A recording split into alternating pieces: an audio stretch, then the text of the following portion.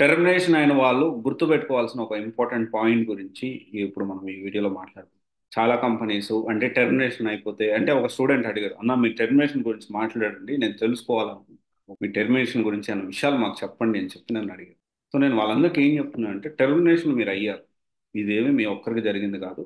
కొన్ని వందల వేల మంది పెద్ద పెద్ద కంపెనీలు, పెద్ద పెద్ద పొజిషన్లో ఉన్న వాళ్ళు, జెన్యున్గా ఎక్స్పీరియన్స్ ఉన్న వాళ్ళు, జెన్యున్గా తోపు సబ్జెక్ట్ ఉన్న వాళ్ళని కూడా కంపెనీస్ టెర్మినేట్ చేశాయి.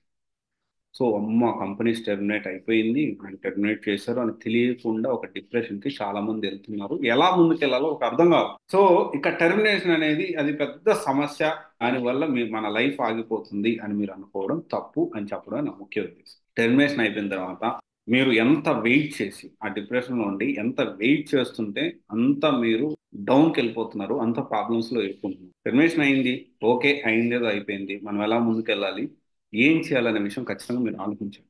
మీకు తెలిసిన వాళ్ళని అడగండి. ఇంకొక విషయం ఏంటి అంటే, టెర్మినేషన్ అయిపోయినాక 3 నెలలకు మించి మీ కెరీర్ గ్యాప్ వచ్చిందంటే it will be very problematic to you. చాలా ప్రాబ్లం అవుతుంది ఫర్దర్ మీ కెరియర్ని కొనసాగించడానికి కానీ మళ్ళీ జాబ్ తెచ్చుకోవడానికి కానీ చాలా కష్టం అవుతుంది.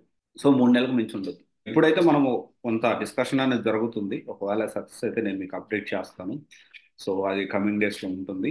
ఇప్పుడైతే టెర్మినేషన్ అయితే 3 నెలలకు మించి అయితే ఎలా చేసుకోవాలి ఏంటి అనేది you can always consult me. So నేను నా దగ్గర కన్సల్ట్ అవ్వండి, నేను చెప్తాను. ఒకవేళ మీకు తెలిసిన వాళ్ళు ఉన్నా కానీ మీరు ప్లాన్ చేసుకోవచ్చు.